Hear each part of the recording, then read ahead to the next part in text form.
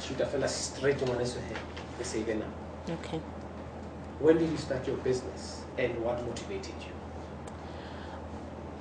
I don't know, like because I feel next time would have a motivation. Okay. I was on record. Okay.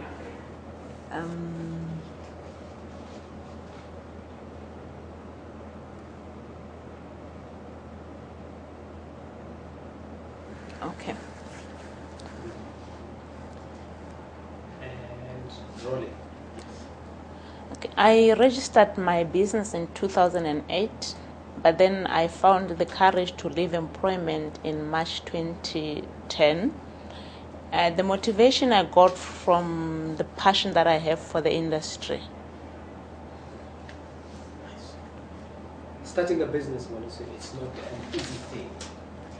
What were the challenges and how did you overcome these challenges? I think the greatest challenge was failing to put bread on the table every day.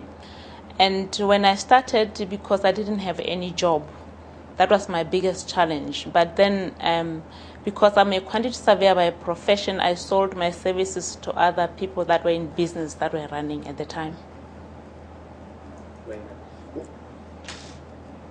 I want to find out how did you overcome, like in terms of your day-to-day? Yes, like I said, because I'm a quantity surveyor, my day-to-day fears, like putting bread on the table, because that was the biggest challenge for me. I was saying, now that I've left formal employment, what if I fail to put bread on the table?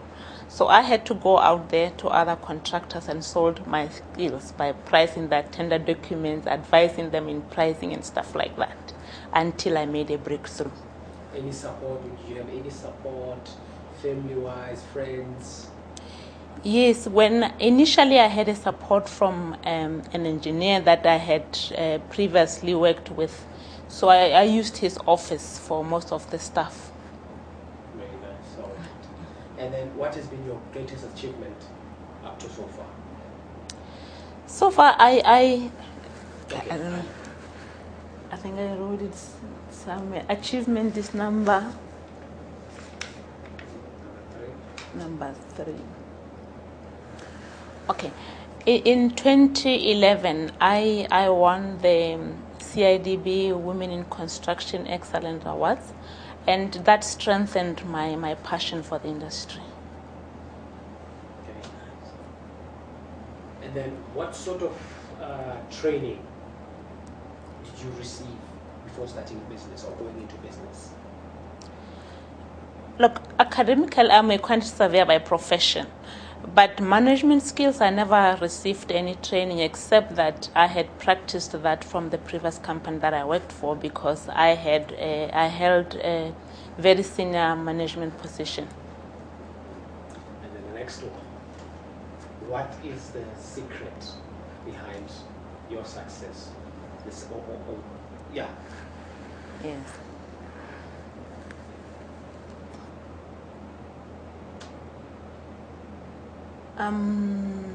I think it's number 5, eh? 5. Yes, number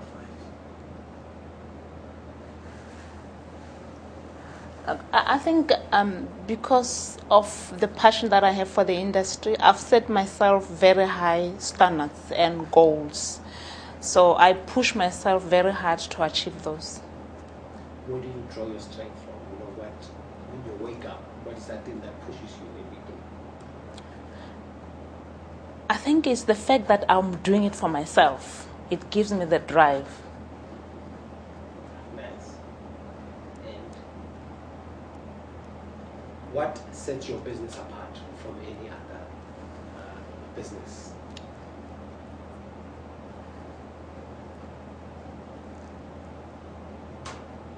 You know, I believe that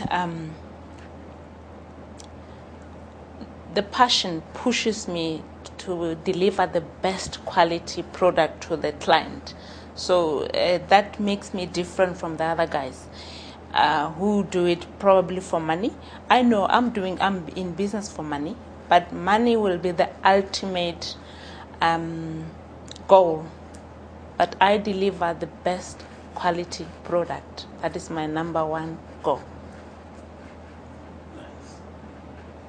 How did you hear about this program, or how did you get chosen to be part of the Siyakhula training program? 2 years ago, I started buying construction equipment from Barloworld, Isando.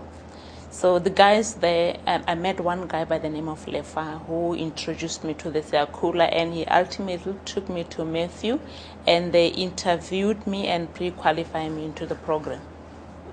How was the interview now? How was the process, and how did you feel about it? Look, I liked the processes. I liked the way Matthew approached the interviews. He wanted to know more about myself than the business, because I believe that the business is me. And then from that time they've interviewed you, what? Have there been any contact? How long did it take for you to actually now be part of this? Look, it went faster than I thought, actually, because I think after the very first interview with Matthew, he organized another interview with his boss. So I came and I met his boss, and then the relationship just started from there. It didn't take that long. Very nice. Did you have any expectations coming into this program? Yes. A lot. Look, I want to believe that this program is, for me, I'm using it to make sure that I go back to my company and structure it better so that it can grow.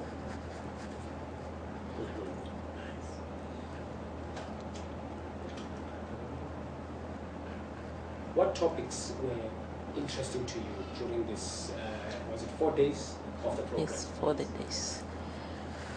Let's see what I've said there.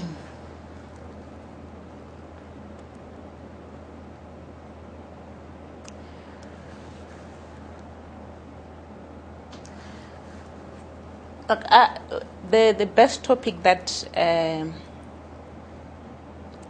I liked most is the controls part of it, because without the controls, the business can either sink or fail. In other words, so also I think the interpretation of the word entrepreneur, it made a lot of sense to me after this course.